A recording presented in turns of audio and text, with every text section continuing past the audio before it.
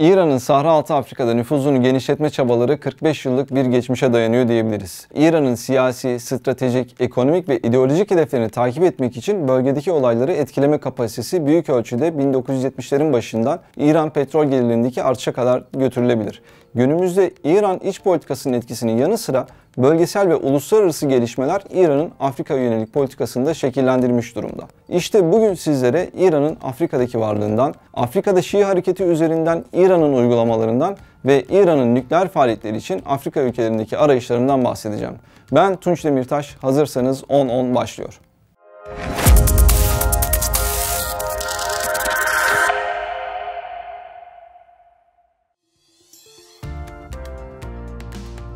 Aslında temelde İran'da Afrika'da varlık gösteren birçok ülke gibi kalkınma yardımları, siyasi, güvenlik, eğitim, kültür, ekonomi ve diplomatik alanlarda faaliyetler ve işbirlikleriyle kıtada varlık gösteriyor. Ama İran'ı Afrika'da diğer ülkelerden temelde ayıran belirli faktörler de mevcut. Ve bu kapsamda 1979'da İran İslam Devrimi sonrasında devrim ihracı politikasının farklı bir sahası olarak Afrika öne çıkıyor. Ayrıca İran nükleer faaliyetleri nedeniyle uzun yıllardır maruz kaldığı yaptırımların etkisini azaltmak ve ekonomik işbirliği için alternatif bir saha olarak da Afrika'yı görüyor. Dolayısıyla ABD ve İsrail başta olmak üzere Batılı ülkelerin kendisine yönelik uyguladığı çevreleme politikası dahil olmak üzere izlenen bütün politikalara karşın alan genişletmeye yönelik İran'ın politikalarını izlemesini söz konusu olduğunu söyleyebiliriz. Yani ABD'nin ve İsrail'in Afrika'da varlık gösterdiği alanlarda varlık göstererek de İran bu ülkelerin etkisini sınırlandırmayı amaçlıyor. Ve tabii bir de kendi nüfusunu arttırmayı amaçlıyor. Bu şekilde İran Afrika'da hem kendi çıkarlarını hem de küresel ve bölgesel dengeyi şekillendirme ve güç dengesini değiştirme amacıyla Afrika'da aktif rol oynamaya çalışıyor diyebiliriz. En büyük Şii topluluğunun net olmamakla beraber 6 ile 10 milyon arası nüfusla Nijerya'da bulunduğu ifade ediliyor. Hatta Afrika'da Şiilik denince en çok öne çıkan ülke Nijerya. Ve Batı Afrika'da yer alan Nijerya 230 milyona yakın nüfusuyla Afrika kıtasının en kalabalık ülkesi. Bu ülkenin nüfusunda Müslümanlar ve Hristiyanlar neredeyse yarı yarıya. Ama Müslüman nüfus Hristiyan nüfustan biraz daha fazla. Ve genellikle ülkenin kuzey yarısında Müslümanlar, güney yarısında ise Hristiyanlar yaşıyor. İran İslam Cumhuriyeti'nin Afrika kıtasında Şiiliği yaymak için yaptığı birçok propagandaya rağmen kıta genelinde Şii nüfusunun artış hızı oldukça yavaş bir görünüm sergiliyor diyebiliriz. Ama bununla beraber Nijerya ve Tanzanya gibi iki istisna da burada yer alıyor. Nijerya'nın Müslüman nüfusunun çoğunluğu Maliki mezhebine mensup Sünni Müslümanlar olarak dikkat çekiyor. Ve bununla birlikte Nijerya'daki Şiiler Afrika'daki en büyük Şii topluluğu olarak da öne çıkıyor. Şii nüfusa ilişkin kesin istatistikler bulunmamakla beraber bu Afrika ülkesinde 6 ile 10 milyon nüfus arasında Şii'nin olduğunun tahmin edildiğini söylemiştim az önce sizlere. Nijerya'daki Şiiler İran'da 1979'da gerçekleştirilen İslam devriminden Afrika kıtasındaki diğer ülkelerdeki toplumlara nazaran çok daha fazla etkilenmiş durumdalardı. Nijerya'daki Müslümanlar genel anlamda Sünni olsalar da 1980'lerin ortasından itibaren Şiilerin sayısının giderek arttığını da söylememiz mümkün. Ayrıca Nijerya'daki bazı Sünnilerin Caferi Şii anlayışına yöneldiği de Nijerya'da halk arasında konuşuluyor. Ve bunun yanı sıra Nijerya'daki Şii toplumunun camilerinde ve cemaatlerinde İran etkisini görebilmemiz mümkün. İranlı Şii liderlerinin ve yetkililerin resimlerini belirli bir şekilde burada aslında mekanlara yerleştirildiği görülüyor. İran'la çok yakın bir ilişki içerisinde olan Nijerya'nın Şii lideri Zakzaki birçok kez İran İslam Cumhuriyeti'ne de seyahat etmişti. Ve bunların yanı sıra Nijerya'da Kaduna şehri Şiilerin yaşadığı en önemli şehir olarak biliniyor. Bir gün yolunuz Nijerya'ya ya da Kaduna'ya düşerse bu şehirde İslam'ın Nijerya'ya girdiği 19. yüzyıldan kalma eski eserleri ve binaları da görebilirsiniz. Afrika genelinde Şiiler Orta Afrika Cumhuriyeti'nde, Burundi'de, Ruanda'da, Uganda'da, Kenya'da, Madagaskar'da ve Kongo Demokratik Cumhuriyeti gibi ülkelerde aslında yer alıyor. Burada Nijerya'dan sonra dikkat çeken diğer bir ülke ise Tanzanya. Son 40 yılda Tanzanya'daki Şii nüfusu da artmış durumda. Bu kapsamda PEV Araştırma Merkezi tarafından hazırlanan raporlarda Tanzanya'daki Şiilerin sayısının 40 yıl boyunca ülkenin toplam nüfusunun %5'ten %20'sine çıktığı da görülmekte. Tanzanya ve Doğu Afrika'nın en tarihi ve önemli şehirlerinden biri olan Darüsselam'ın nüfusunun önemli bir yüzdesi Şii Müslümanlar tarafından oluşturulmakta. Tabi Şiiliğin Tanzanya'da uzun bir geçmişinin olduğunu söylememizde fayda var. İran ve Irak'ın burada en önemli ayetullahlarından bazılarının Tanzanya'da dini makamlarının da bulunduğunu ifade etmemiz aslında gerekiyor. İran eski Dışişleri Bakanı Amir Abdullahian'ın Tanzanya'yı ziyareti kapsamında Darüsselam şehrine gitmiş ve şehrin Şii camisinde cemaatle namaz kıldığını da ifade edebiliriz. Zakzaki'nin İsrail'e karşı bir hareketlenmeye katkıda bulunması direkt olarak İsrail tarafından tehdit algısı oluşturma potansiyelini ortaya çıkaracak. Bu noktada ortaya farklı sorunların çıkması da aslında mümkün hale gelecektir.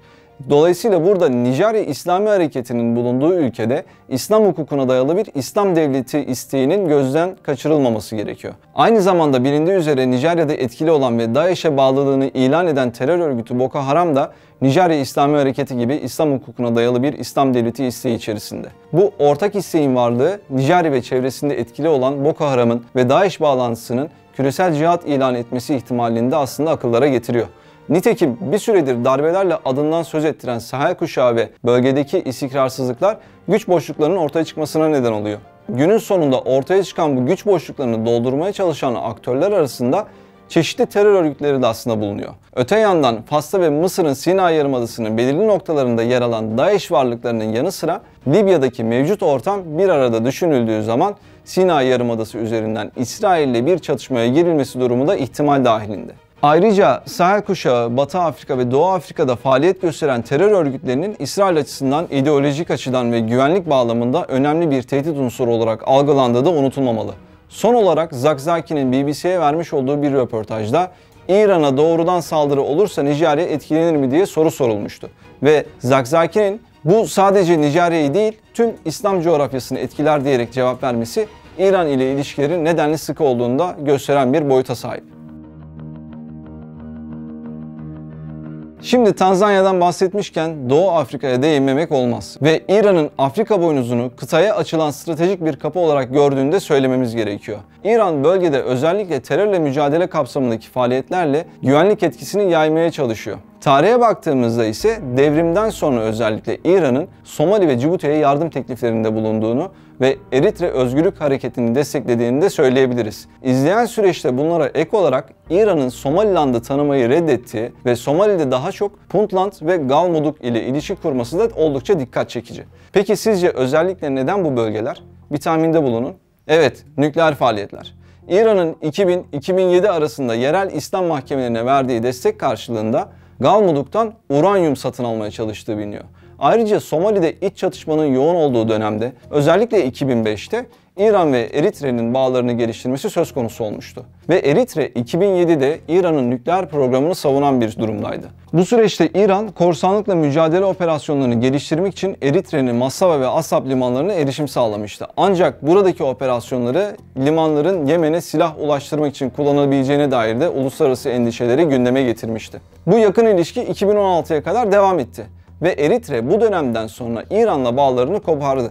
Tabi Eritre İran yerine kiminle yakınlaştı sorusunu sormak gerekiyor burada. Bunun cevabı ise Suudi Arabistan ve Mısır. Ayrıca bu dönemde Kenyalı yetkililer ülkesindeki yabancı büyükelçilikleri hedef almak için bilgi toplayan İranlıları da tutuklamıştı. Son olarak İran'ın Kenya'daki Şii topluluklara yönelik faaliyet gösteren dini dernekleri, bu topluma yönelik yapılan konut projeleri, sağlık ve insani hizmetlerinin bir kısmı İran tarafından finanse ediliyor.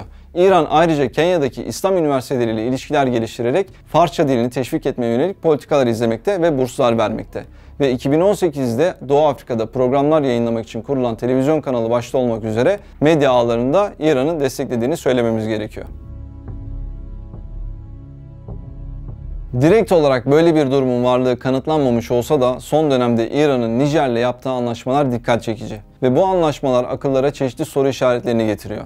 Bu noktada belki de en önemli soru işaretini inceleyecek olursak, Ocak 2024'te İran, Nijer'le ekonomik ve siyasi işbirliği anlaşmasının yanı sıra sağlık alanında işbirliği anlaşması imzalamıştı. İşte tam da sağlık konusunda Nijer'le İran arasındaki bu işbirliği akıllara soru işaretlerini getiriyor. İran neden Nijer'le sağlık sektöründe işbirliği anlaşması imzalasın? Bunun nedenine gelecek olursak, nükleer teknolojinin kullanım alanlarına baktığımızda nükleer enerji, nükleer tıp ve nükleer silahlar karşımıza çıkıyor. Ve İran'ın bugüne kadar nükleer faaliyetlerini geliştirmeye yönelik attığı adımlarda nükleer enerjiye ihtiyacı olduğu hep öne çıkan bir vurgu konusuydu. Aynı zamanda buna bir de sağlık sektöründe nükleer tıpa yönelik kullanım alanı da ekleniyor. Daha açık ifade edelim, günümüzde nükleer güç santrallerinde yakıt olarak kullanılan uranyum-235 yalnızca nükleer reaktörde bir yakıt olarak kullanılmıyor. Aynı zamanda radyonüklit üretmek için de hedef olarak kullanılabilmekte. Tedavi süreçlerinde öne çıkan radyonüklit daha çok radyasyon verici maddelerle yapılan tedaviler, örneğin ışın tedavisi gibi alanlarda kullanılıyor. Yani tıp alanında özellikle çeşitli kanser hastalıklarının tedavisi başta olmak üzere kullanılıyor diyebiliriz.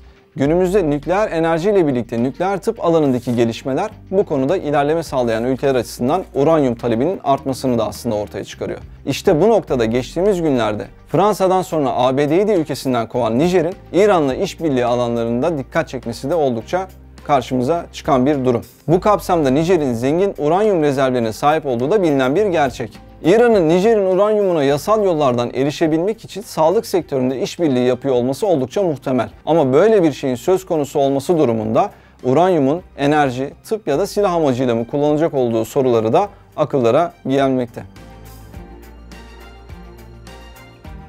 Orta Doğu'da süregelen İran-İsrail rekabetinin yansıması Afrika'da kendisini gösteriyor ve her iki ülkenin de Afrika kıtasında etki alanları ve çatışan çıkarları bulunuyor. İran'ın Afrika'daki varlığı artıyor demiştim daha önce. Bununla beraber radikalizm ve terörün son yıllarda Afrika'da ciddi yükseliş trendinde olması İsrail'in güvenlik bağlamında kıtaya yaklaşımını da şekillendiren bir gerçek.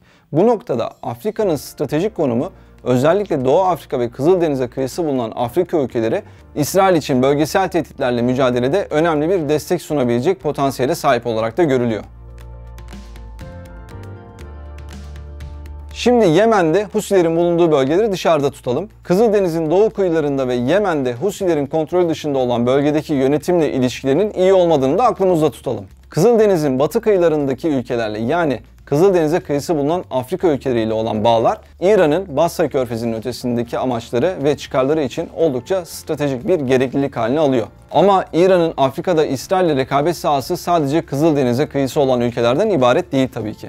Kıtanın içlerinde ve diğer bölgelerinde de bu rekabet devam ediyor. Ama İsrail'le son dönemde yaşanan rekabetin temelinde Gazze'deki İsrail'in uyguladığı katliam da yer alıyor. Ve küresel sistemde yaşanan gelişmelere geniş açıdan baktığımızda Gazze'deki savaşın İsrail-Hamas özelinden çıkarak bölgesel bir boyut kazanması riski de unutulmamalı. Hatta kısa vadede olmasa bile orta vadede Afrika'daki çeşitli grupların bu savaşa farklı noktalarda farklı destekler vermesi de mümkün olabilir. Örneğin Nijerya'da Nijerya İslami Hareketi'nin Şii lideri Şeyh İbrahim Zakzaki'nin uzun süredir İran'la yakın ilişkileri dikkat çekiyor demiştim.